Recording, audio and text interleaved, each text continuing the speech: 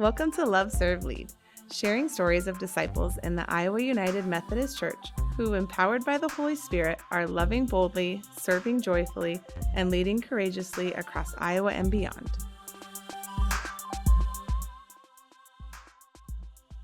Hello, everyone, and thank you for being here with us. This is Love, Serve, and Lead podcast.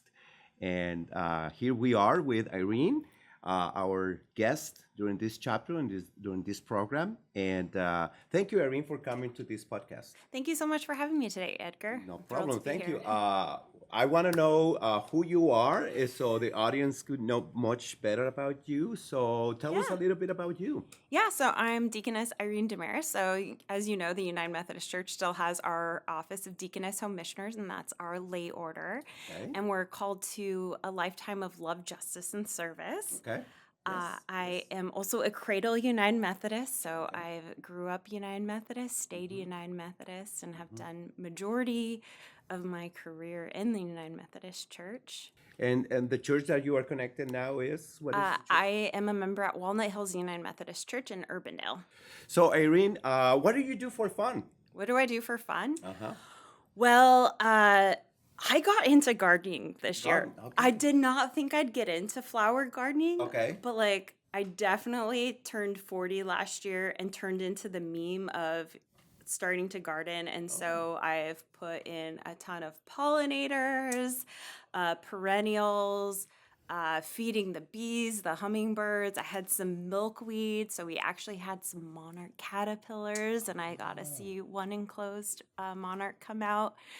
So it's been a really fun experience and actually really spiritual. I didn't expect it to be so spiritual, but And this is new for you, this is totally new. for you? 100% new. 100%. I didn't think I had a green thumb. Oh wow, that's awesome. And so that just kind of happened, and I've been addicted to buying plants, and I have, my husband is like, how many bulbs do you have? I have 250 bulbs to put in my entire yard in the next few weeks of alliums, tulips, daffodils. And I think this is strongly connected with our topic today. We're gonna talk about creation care. Yeah. And as humans, we live in a planet, and for us, we kind of are taking for granted that we are okay, that we have water in our homes, that we have food in the market, that we are okay, that we breathe, and everything is going well. But the reality is that we are facing very, very important challenges in terms of the environmental aspects of our living here on the planet. So Absolutely. People sometimes assume that religion or faith doesn't mix with science. So what do you think about this? Do people of faith care for creation and environmental challenges? What do you think? Oh, absolutely. I think we care deeply in a way that, the news would lead us not to. As someone, so I have a seminary background, so I have an MDiv, Okay. but my bachelor's is actually in mathematics, and I'm the daughter of an engineer. I never used my science degree, but I have one, and what I've always thought is that they weave nicely together, and they always have, and I think part of the reason why I think science and our faith can be so well integrated is because as Methodists, right, John Wesley is our founder. Yeah. And the interesting thing is that John Wesley grew up during the Enlightenment period, and this was this great transference of ideas, and we had the focus on reason, the scientific method, and then your political change. And so as he's doing theology, as he's thinking through social holiness and all the things that Methodists hold dear, science is a big part of what is there. I mean, he has a book where he's trying to use science to cure ailments in his body. Yeah. And so we can really fall back on that and say yes, Yeah. Christians do believe it. And as United Methodists, we have such a great background in how science literally is embedded in our theology and our belief system. Yeah, and theology, understanding that as how we think, how we believe about God Yes. as creator. And many people probably many people don't know or must remember that Wesley also wrote about some herbal remedies, I know, in that right? book. He wrote about using herbal to get some remedies at home, and it will be very interesting to revisit those documents that he wrote. Yeah, and I think there's like Yeah. notes in the margins. My husband was reminding me there was one where he's trying to cure baldness by using an onion and be like, this Yeah. didn't work. Like Yeah. he's Yeah. literally using the scientific method in real time, which is Yeah. super fun. For me, one of the most crucial stories in the Bible is the universal flood. Yes. And this is a very interesting narrative. How God, right?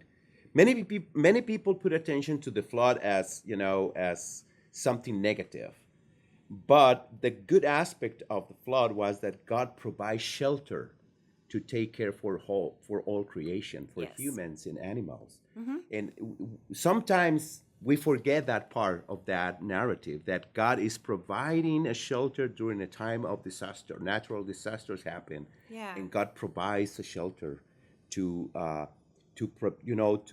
make all the human and the animals kind of overcome the Yeah. disasters.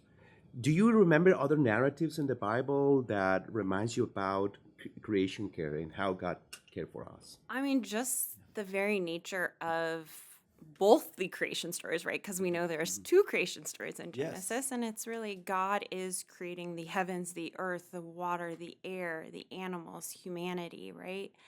And I think about that means that you and I are divinely inspired. That means the grass, the dandelion is divinely inspired. My corgis, I would say, obviously are divinely inspired. Yeah, yeah, yeah.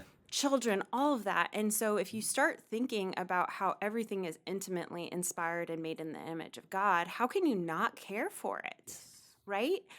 I think there's a lot of stuff in the Bible in which we think we were given dominion over the planet when we were given stewardship. And if you say dominion instead of steward, that's very different, right? Mm-hmm.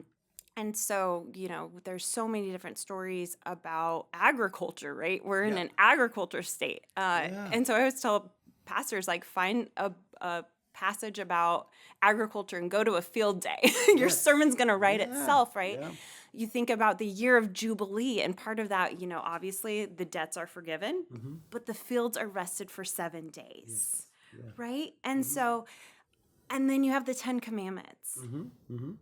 Loving your neighbor. Mm-hmm. I can't think of a better way to love your neighbor than to take climate action. Yes. Yeah, and now that we are getting into that important Yeah. aspects, I want you to share, what do you do? I mean, what do you do? I believe that you are really involved in all of these aspects. What is your work, and what do Yeah. you do for our community?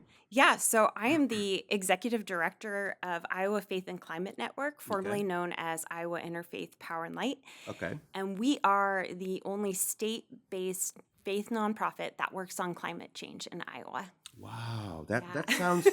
that sounds really, really intriguing for me. Iowa Faith and Climate Network. So Yes. here we have faith, Mm-hmm. people of faith, Yeah. and Climate Network, and how you guys put all of this together, and then how do you interact, or how do you connect or get engaged with the community, with the people of Iowa?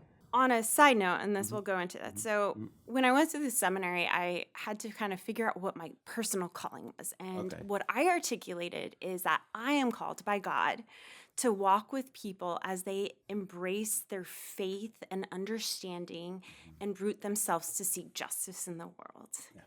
And so I'm an accidental environmentalist. I come here from the faith side because I get to walk with people of faith as they get to understand what their tradition says about climate change, what their sacred text says about it, and really root and lean in on that so they can take climate action that's really rooted in who they are as a person of faith in their unique way. And so we do this in a lot of different ways. A lot of it is right now providing resources so people can feel like they have the base of what they need to take climate action. So We have a Bible study, a 6-week Bible study that's wow. written by a clergy woman out of Atlantic, Iowa, Okay. who wrote it for her Mosaic congregation. Awesome. And so that gives Christians that biblical base. Through Jesus's parables, we have a storytelling resource because a lot of the time we have a climate story to share. Sure. Most of us experience the derecho Yeah. about Greenfield. I think about Cedar Rapids and their Mhm. floods from 2008 that they are still recovering from, Yes. right? Yes. And so, how do you tell your climate story? And I truly believe that as people of faith, it's our superpower. Yeah. Because when we're talking to someone and we're connecting on this faith level, Mhm. that's our area of mutuality. That's our common ground. Okay. And you can have harder conversations rooted in faith than if you just jumped in and be like, I believe in the Edgar. I believe in the climate crisis. Yeah. The temperatures are changing. Then I see you. Yeah. We're both people of faith. Yeah. And so we have a resource that helps you develop that. Book reviews, eco projects maps. We have a new clergy cohort. We have, I'm not sure how many United Methodists participating, but we have United Methodists that are participating in that first part of that cohort. Mm-hmm. A new speakers bureau doing events, but really trying to equip people and base build and really get that momentum going in Iowa for faith-based climate action because it's needed. So this is a new organization tell us more about your organization. We've actually been around. Next year will be 20 years. Okay. Okay. We did a complete rebrand and changing of programming, new mission, vision, values this February. So that's why you might not recognize the new name. We have evolved as an organization. So, and all of that has led us to how do we provide resources for congregations, and congregations really being our theory of change. Because, right, we know that when a congregation gets activated, Yeah. big things happen. Yeah. You're totally right. And I do believe that there are a lot of good resources that faith communities can use Yes, and get connected, for instance, with your organization. absolutely. And as you may remember, we are in a new time where the United Methodist Church is now strengthening this effort Yes. for creation care. This is a very important step for the Iowa Annual Conference for the United Methodist Church. It is one of our justice pillars. I don't think Yes. we lean back on that enough. Yes. What we have the 4 pillars, and creation care is one of the 4 that the Iowa Annual Conference has embraced. And so I'm really excited to see some big investment in Yes. creation care in our conference. Yeah, that definitely something that we want to grow in that aspect. In connecting this with the people that we have in our churches and our faith communities, do you believe that those people of faith have something to say or to do regarding this aspect of ecology and creation care practices? What do you say about kind of a practices in our local communities, in our churches? Yeah, so I always like to bring it back to being, I'm super Wesleyan. People don't always give me credit for that. Good. So we believe in personal piety, right? Yes. And so our personal piety is our roots into it. And I start thinking about how that helps us do the bigger actions. And so congregations can start small with little acts of personal piety. And I think that's more your recycling, your composting, which hopefully lead to you thinking about bigger projects. Like we have so many green lawns at churches. Yeah. Can you imagine if we put more pollinator gardens? Yes. Yes. Oh my gosh. Talk about sermons that write themselves, Yes. watching that. Yeah. To a pollinator garden, to maybe converting something to, we have a lot of community gardens, right? And a lot Community of gardens. churches Yeah. invite people that don't have land to garden, or they make food and they donate thousands of pounds of food to a food pantry. Yes. And then thinking about, okay, what does our energy efficiency look like? Can we change out light bulbs? Can we put on solar? And so like that just starts building into bigger projects. And if your church is doing that, you bring it home. Yes. Right? Because the biggest thing about faith is not to be contained within those four walls of the church. Yes. We have to bring it out. And so that's one of the things that excites me about churches is where we can be a source of inspiration and hope and living into the kingdom of God that we take home. There are practices, real practices that people in our faith communities, in our churches can start doing right now. I mean, you don't have to wait to get a conference and then wait to get a speaker, and then you can start right there at your very home, or you can start in your churches to practice. I participate with this organization. It's a national-wide organization that is called Eco Madres, which is a organization that you are connected with them. Yes. Also, I participate in some. I haven't participated in some of their national summits as a part of the music band that we have to promote this awareness of climate change, and one of the things that you can find in their webpage is about these petrochemicals, because I'm going to read something here. It says that plastics are produced from fossil fuels. They are the biggest category of petrochemicals.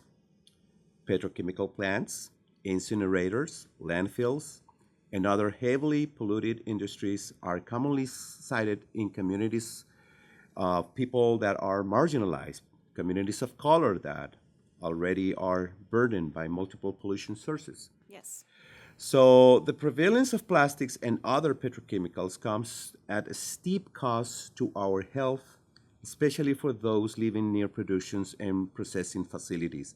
So what I'm reading here is that many of our marginalized communities are highly impacted by this industry. So the poor, the marginalized people that we have in our communities are the most affected communities by these industries. Do you have something to share about that in your capacity, in your work, in your exploration with all of this? Yeah, it is very true. The impacts of the climate crisis are disproportionately impacting communities that have been pushed to the margins. And you see that in a city, right, that's been redlined because there's less trees and shade, right? So you have heat islands. Yes. You have all these plants being built in these communities, and they are creating toxic air that are impacting the development of children. It has an impact on our pregnant women.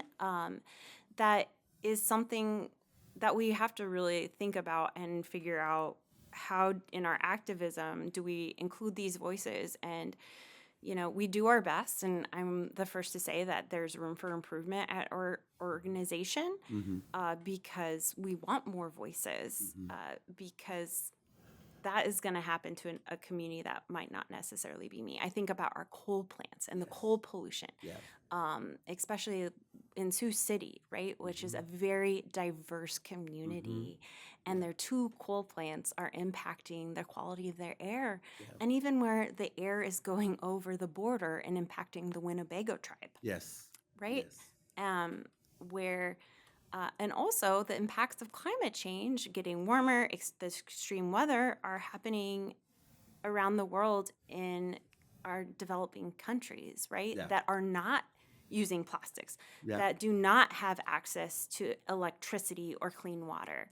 And so the impacts of what we do, and that's when I think our personal practices, we have to think at a bigger level and that's loving your neighbor. Yes. Right? And that brings it back to why, as people of faith, as United Methodists, as part of a global church, we cannot forget what's outside of our communities, outside of our state, outside of our country.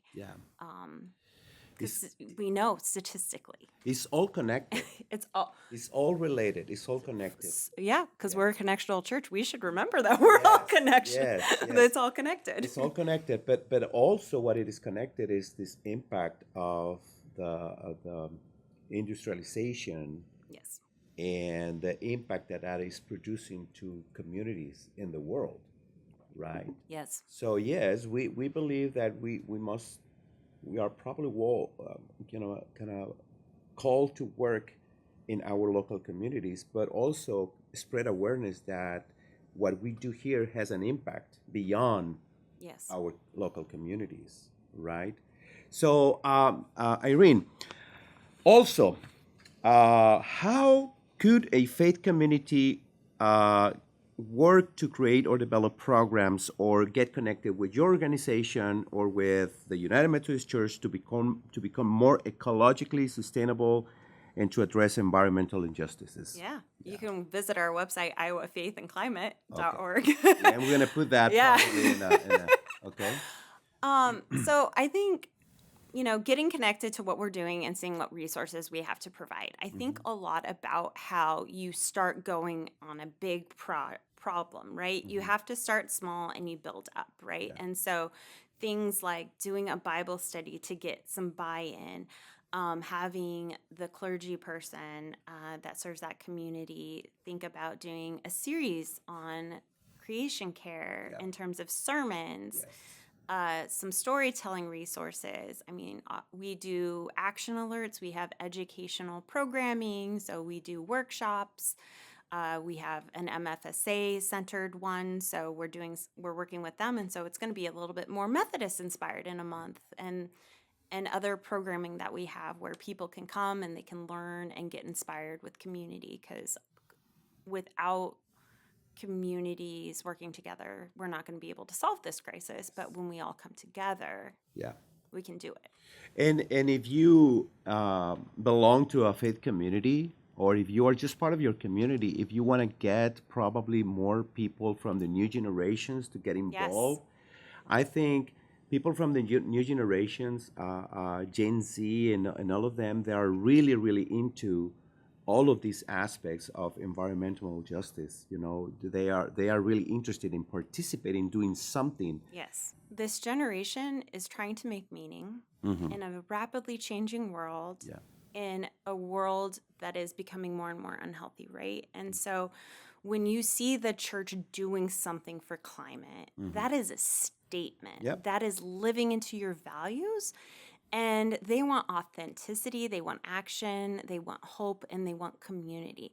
And when I see churches that are doing creation care well, they're doing it in community. So it's not just they're seeking justice, they like each other, they work together. And that's what we need for a healthy community. And that's, I think, what really we're called, and I think what Jesus would get really excited about. Yeah. Oh yeah, definitely, definitely. And please, you be aware that we are moving forward to kind of produce more programs and efforts Yeah. for churches, and we want to collaborate. We want to get connected with Irene's organization also.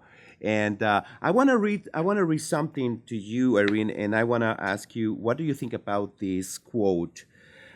This is James Gustav, and he is an environmental lawyer, and he's an advocate. And he says, I used to think the top environmental problems were biodiversity loss, ecosystem collapse, and climate change.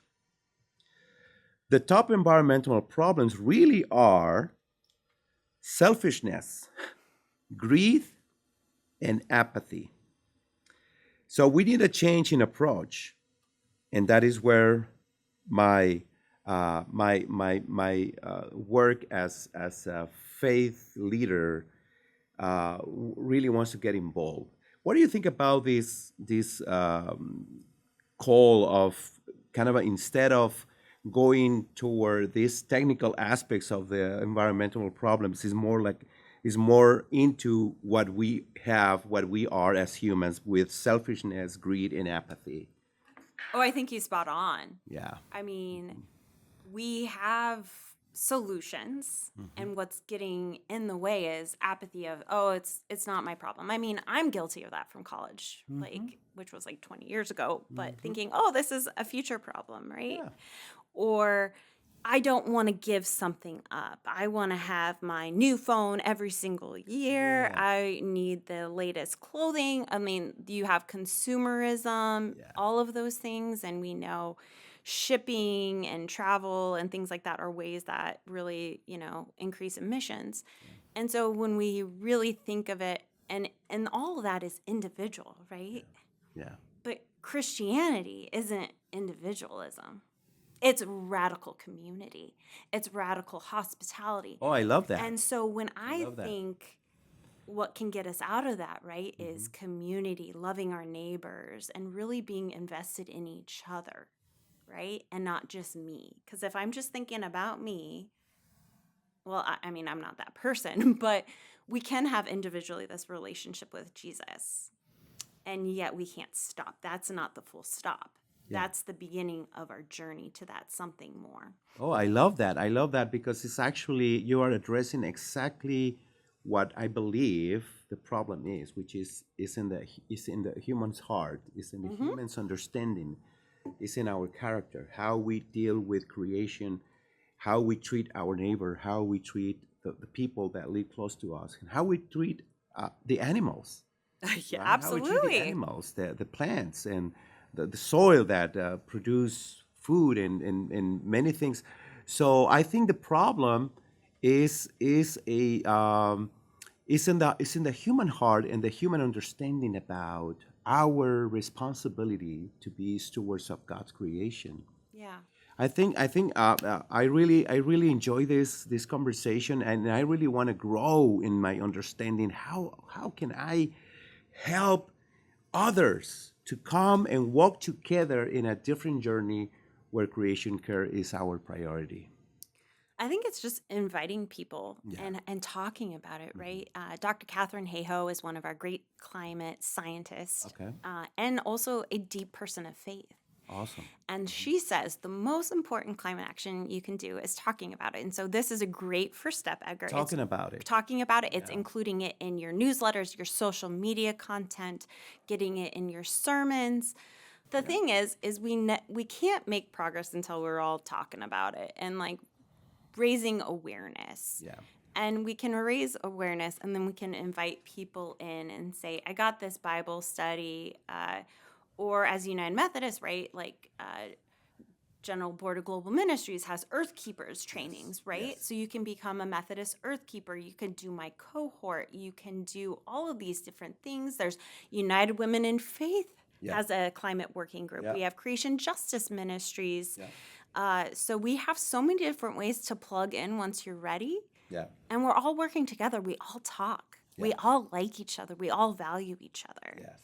Yeah. And so to me, it's just saying, oh, maybe we can talk about it this way. Or, oh, we had record amount of tornadoes last year. Yeah.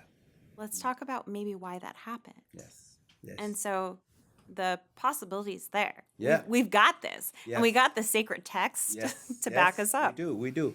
And if you are hearing this and you don't belong to any United Methodist Faith community, my invitation, go to one of them and challenge us to, hey, what you guys are doing for climate change? Absolutely. Ask the closest United Methodist church in your community, in your where you are located, and go with the pastor, go with the minister, go with the local church, and say, what are you guys are doing for creation care? And challenge us and invite us to participate. If you have some efforts in your community, invite us to participate. We are more than willing and welcome to participate. Absolutely. Right. Irene, I have an exercise to share with you. We do this with all of our guests. So we have an object here. This is a little trophy here. And the exercise is that if you could provide some learning experience using that object for our audience. Well, learning experience, I think like every time you take a climate action, you get a trophy. Yes. I get a mean, prize. I think about, The price of living well. the price of living well. Yeah. And I think about all the different churches that are doing amazing things for climate action. Right now, I'm actually thinking of Grace Atumwa.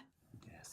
and I got to preach there Awesome. in May. Awesome. And they were doing a month-long preaching series on climate change. Oh, wow. They had been just done our Bible study. They've been involved with events. They're doing a community garden. And I think, we all want to have a participation trophy or a trophy because we did good works.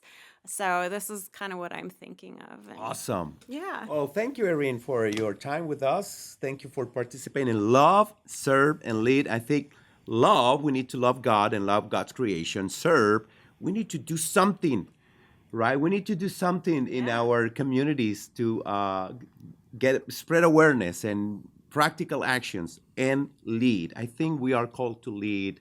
We have a younger generation, we have kids, we have children, and we can lead them in a new time of exploration and implementation of new practices for creation care. Absolutely. Faith is our superpower against the climate crisis. Yes. Thank you, Irene. Thank you. Final words for our audience. Just check us out. Get involved. Use your voice. We need you. The world needs you. And you've got this. Take climate action today. Thank you. God bless you. Bye. Thanks for listening to Love, Serve, Lead. Stories of how God is at work through the people of the Iowa United Methodist Church. To hear more inspiring stories, be sure to follow, share, and subscribe. Until next time, keep loving boldly, serving joyfully, and leading courageously. This podcast was produced by 2301 Studios in collaboration with the Iowa Conference Connectional Ministries Council. It is hosted by the Reverend Dr. Edgar Solís and edited by the Iowa United Methodist Communications Team. Theme music written by Reverend Dr. Solís.